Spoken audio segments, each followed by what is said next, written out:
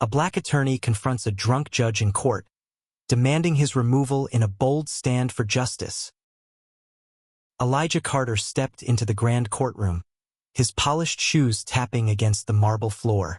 The air was thick with tension as he walked past rows of spectators, their eyes following him with a mix of curiosity and expectation.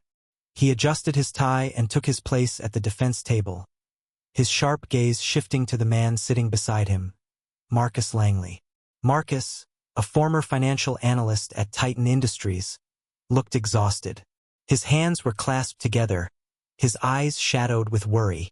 He had uncovered one of the biggest corporate frauds in recent history, millions of dollars siphoned from government defense contracts. But instead of being hailed as a whistleblower, he had been framed, accused of embezzling the very money he had exposed. Now he faced years in prison. Elijah glanced at the judge's bench, his stomach tightening. Judge Raymond Holloway was already seated, and something was terribly wrong. His Honor's eyes were bloodshot, his fingers unsteady as they gripped the gavel. When he spoke, his voice was sluggish, his words slightly slurred. "All rise," the bailiff called. Elijah stood, his mind racing. A judge in this state had no place overseeing a case, especially not one with stakes this high. As the trial began, it became clear that Holloway wasn't just impaired. He was actively sabotaging the defense. He sustained every objection from the prosecution without reason and dismissed Elijah's motions with barely a glance. Key evidence that could prove Marcus's innocence was brushed aside as inadmissible. Elijah's jaw tightened. This wasn't just incompetence.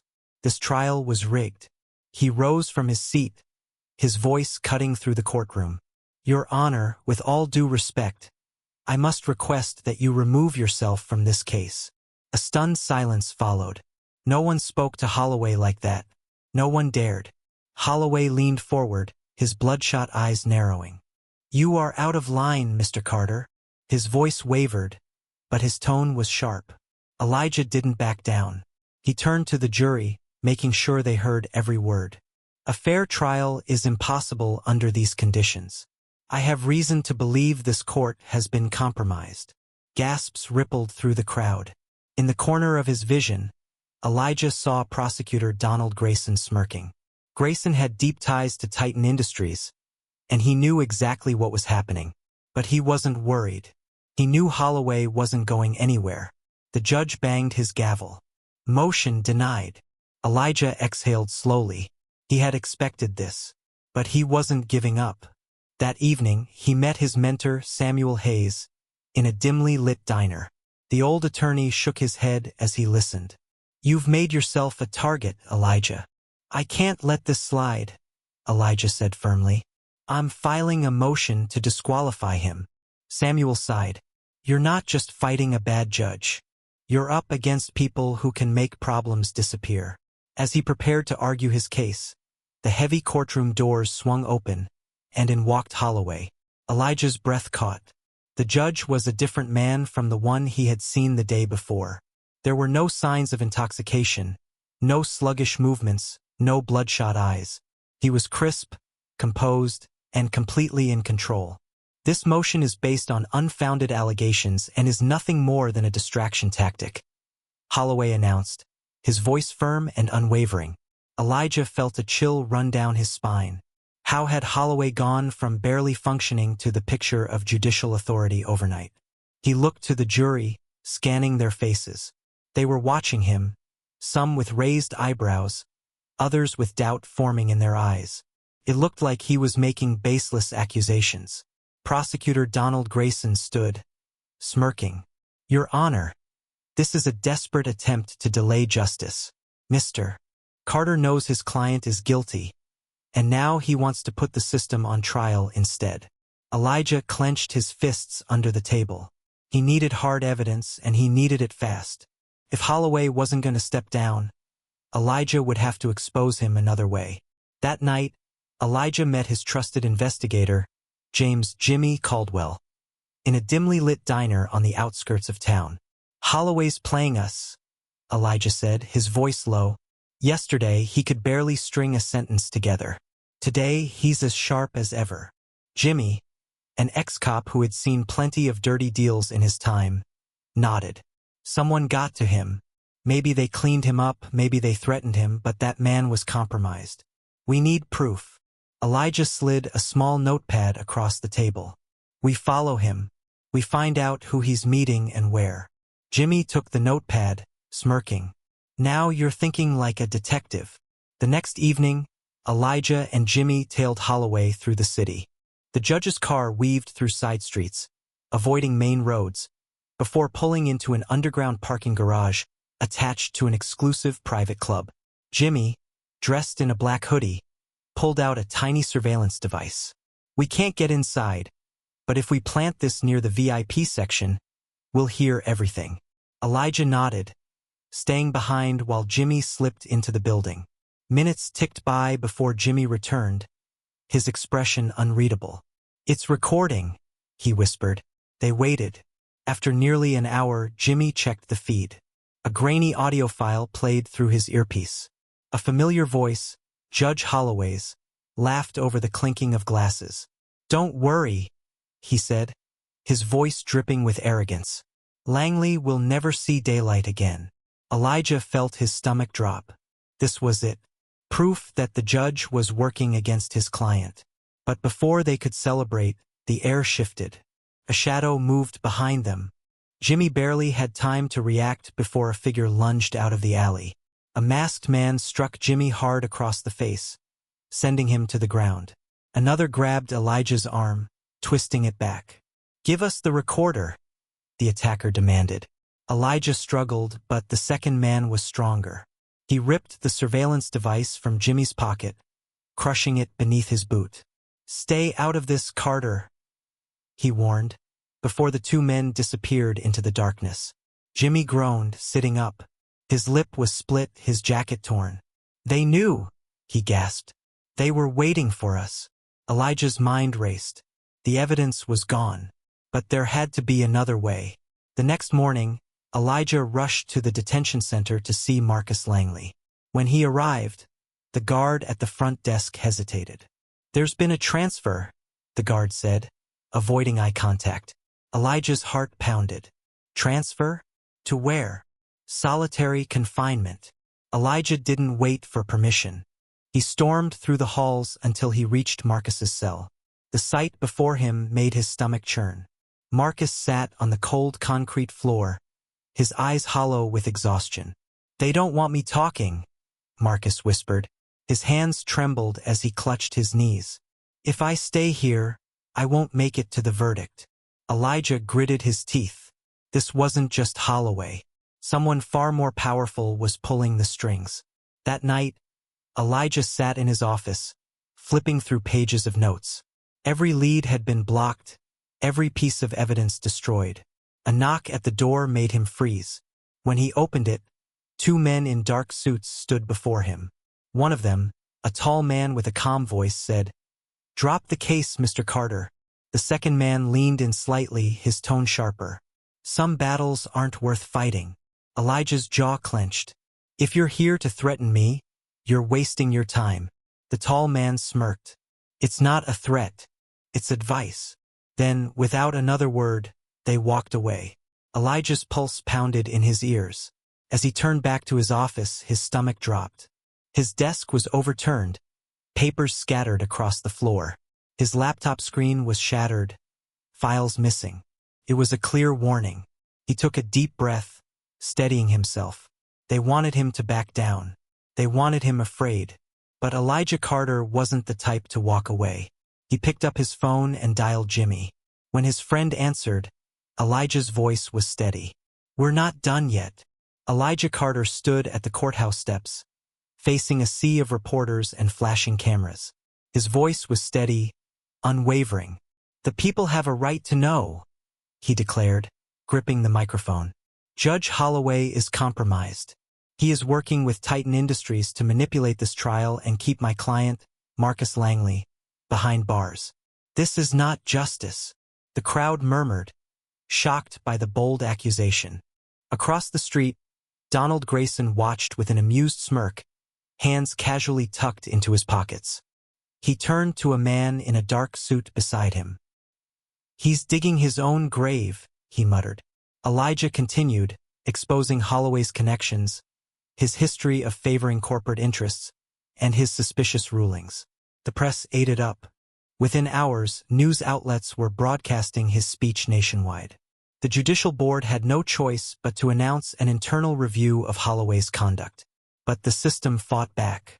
The next morning, the courtroom was tense. Holloway entered with an expression of cold fury. Gone was the disoriented, drunken Judge Elijah had confronted earlier. Now he was composed, professional, a man on a mission. "Mr. Carter," Holloway said, his voice sharp, "your actions were reckless and disrespectful to this court. You have accused me without solid evidence.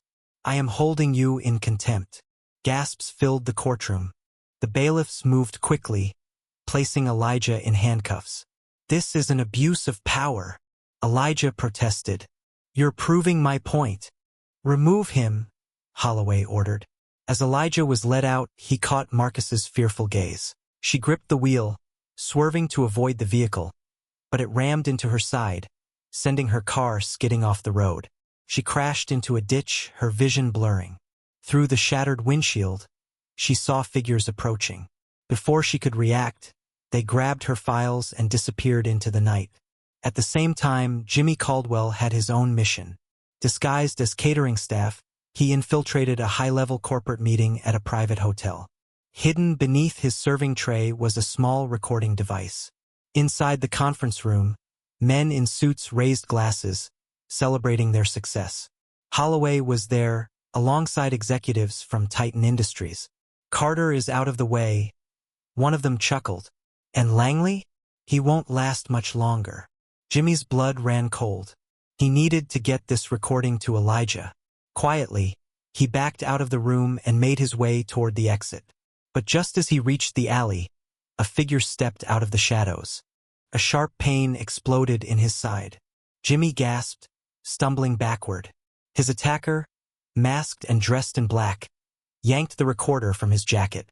"You never had a chance," the man whispered before disappearing into the darkness. Jimmy fell to his knees, clutching his ribs. The evidence was gone. Back at the courthouse, the situation worsened. Grayson had been waiting for his moment, and now he struck. "Your Honor," he said smoothly, stepping forward, "I have disturbing new evidence. It appears that Mr. Carter himself has been involved in bribery." The courtroom erupted in shock. Grayson held up a document, supposedly proving that Elijah had accepted money to frame Holloway. "This is a lie," Elijah shouted from the holding cell. "You planted that." But Holloway played his part well.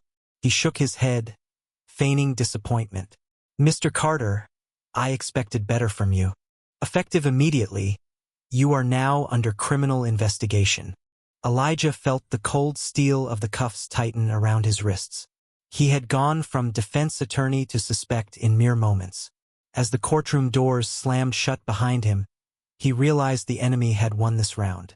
Marcus Langley sat alone in the courtroom, staring at the walls that seemed to close in around him.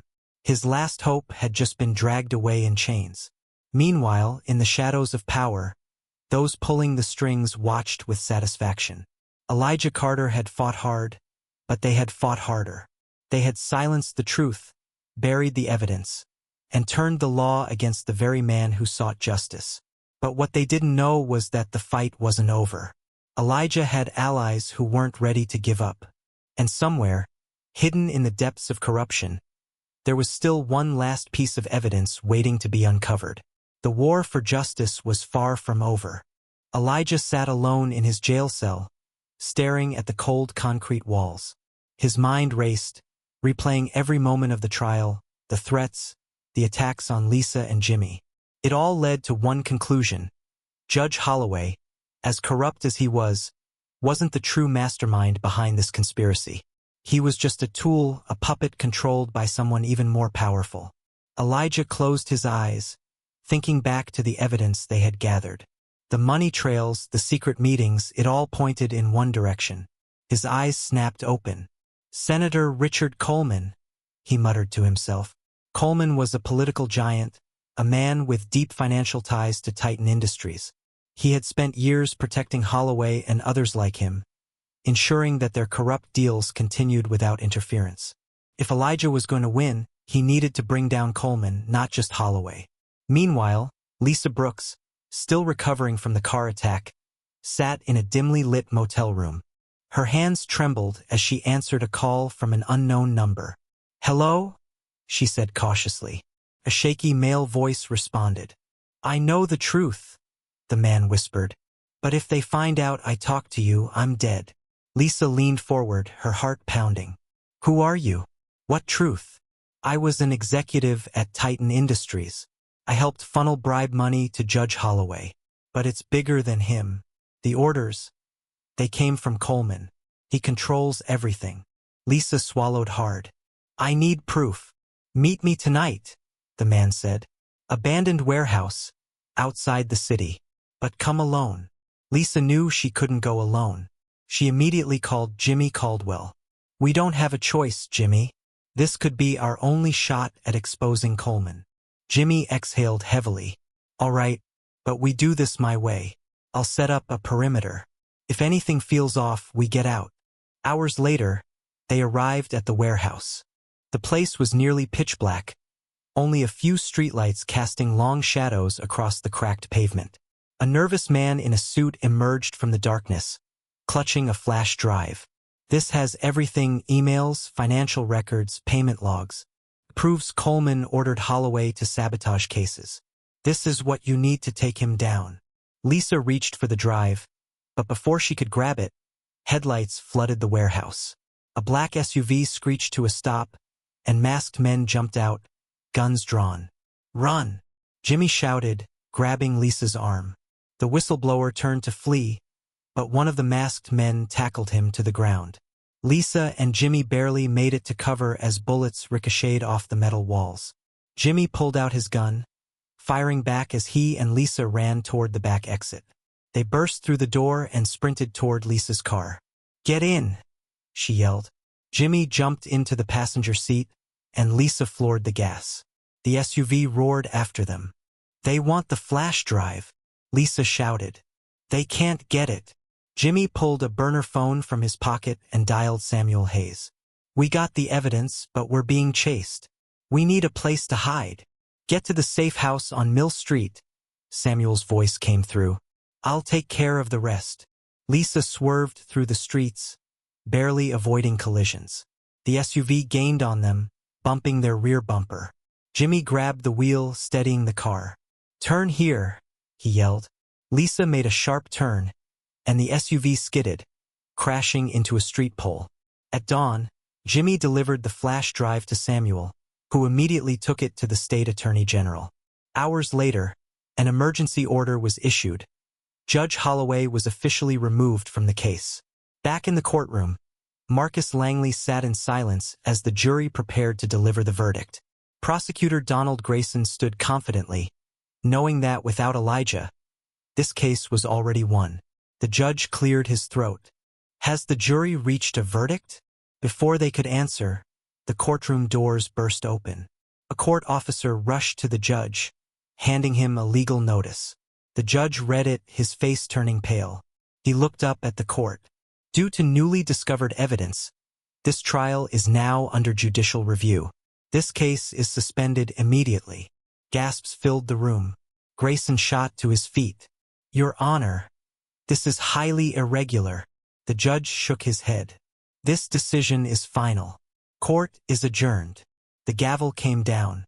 Moments later, Elijah, now a free man, rushed into the courthouse. The charges against him had been dropped after the Attorney General intervened. As he stepped inside, he locked eyes with Grayson, who looked stunned. "You didn't think I'd stay locked up forever, did you?" Elijah said, his voice steady. Grayson scowled but said nothing. Elijah turned to Marcus, who stood up, relief washing over his face. "We're not done yet," Elijah told him.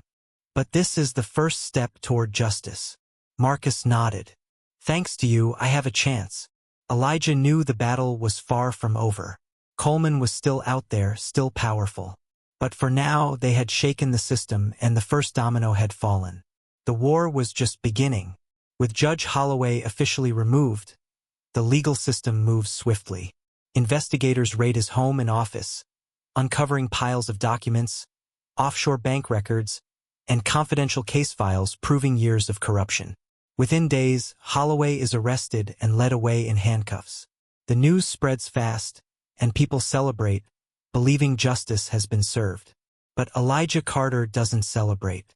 He sits in his office, staring at his desk, knowing Holloway was only one piece of a much larger machine. Powerful people don't go down alone. Someone is already working to cover the tracks. That someone is Donald Grayson. "Elijah, we have a problem," Jimmy Caldwell says, bursting into the office. The ex-cop holds up his phone. "Grayson's gone. Vanished." Elijah stands, his expression tense. "Gone? What do you mean?" "His office is empty. Computer wiped clean. Files gone. No one's seen him since last night." Elijah grips the edge of his desk. He should have known. Grayson wasn't just a prosecutor. He was part of the network keeping Holloway in power. And now, with Holloway taken down, Grayson had disappeared like a ghost. Meanwhile, Senator Richard Coleman steps in front of flashing cameras, his face calm, his voice measured. "The corruption of Judge Holloway is shocking," Coleman declares. "I had no knowledge of his crimes. Justice has prevailed, and we must move forward." Elijah watches the press conference from his office, his jaw tightening. He's lying. Lisa Brooks, sitting beside him, nods. He's controlling the narrative. The media will move on, and Coleman walks away clean. Elijah exhales sharply. "Not if we can help it." Lisa's investigative report is published the next morning, exposing the deep corruption between Titan Industries, Holloway, and multiple high-profile cases. The response is explosive. Protests break out. Calls for deeper investigations flood the news. But then the threats start. Lisa's phone buzzes with an unknown number. She answers cautiously. "Hello." A deep voice replies, "Stop digging, or you'll regret it." Lisa swallows hard but stays silent. The line clicks dead. That night, someone runs her off the road. She survives with minor injuries, but the message is clear. She's a target now. Jimmy isn't spared either. He returns home to find his apartment ransacked, his car's tires slashed. "They know we're close," he tells Elijah. "They're getting desperate." Elijah tightens his grip on his phone. "Then we hit them where it hurts." Meanwhile, Marcus Langley finally walks free, his name cleared. But he is not the same man. Months of being framed and imprisoned have left scars. "They won't stop coming after me," Marcus says, shaking Elijah's hand. "They want me silent." Elijah nods. "Leave town. Start fresh. They'll only stop if they think you're no longer a problem." Marcus hesitates but then nods. "You saved my life. But this fight, it's yours now." That night, Elijah steps out of the courthouse, the city skyline stretching before him. He should feel victorious, but he doesn't. The real enemy is still out there. As he reaches his car, he notices something. A small, folded piece of paper tucked under his windshield wiper. He opens it and reads, "We see everything. Walk away while you still can." Elijah clenches his fist. He won this battle, but the war is far from over. The next morning, an anonymous source contacts Lisa. His voice shakes. "I know the truth about Coleman, but if they find out I talked to you, I'm dead." Lisa and Jimmy arrange a secret meeting in an abandoned warehouse. The whistleblower, a former Titan Industries executive, arrives, his hands trembling. "Coleman controls everything," he says. "I have proof." He hands them a flash drive. Emails. Back in the courtroom, Marcus Langley sits as the jury prepares to deliver the verdict. Prosecutor Grayson may be gone, but his influence lingers. Then the doors swing open. A court officer hands the judge a legal notice. He reads it, his face turning pale. Due to newly discovered evidence, this trial is now under judicial review. This case is suspended immediately. Gasps fill the room. The system has cracked wide open. Moments later, Elijah walks into the courthouse, free once again. His false charges have been dismissed. He locks eyes with the judge, who looks shaken. The tide has turned, but the battle isn't over. That night, Elijah returns to his office. His phone buzzes. A blocked number. He answers and a familiar voice speaks. "You should have walked away, Carter." Elijah recognizes the voice instantly. "Grayson, you made a mistake running," Elijah says, gripping the phone tightly. Grayson chuckles. No, y la hice. The mistake was thinking this fight was over. The line goes dead. Elijah stares at the phone, his pulse steady. He knows the war isn't over. If anything, it's only just begun. Disclaimer. The story you just watched is fictional, created to highlight the challenges faced by legal professionals in upholding judicial integrity. Its purpose is to raise awareness about the importance of accountability within the justice system and to inspire confidence in the pursuit of fairness and impartiality in all legal proceedings.